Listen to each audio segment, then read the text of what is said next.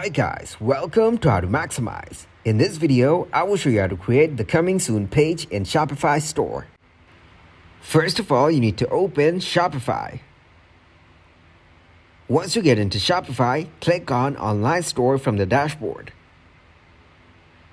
And go into Preferences from an online store. Now scroll down to Password Protection.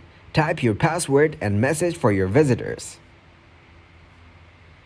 Then click on Search Bar and search here Pagefly. Now tap to open Pagefly Page Builder. Once you install the Pagefly, go into Pages and click on Password Pages. Then click the password page template from here. Now, as you can see, everything here is customizable, whether it's days, hours, minutes, or seconds. After customizing, you can save it from the top right corner. Now select a page title and publish it, then publish again, and you're done. This is how you create a Shopify Coming Soon page.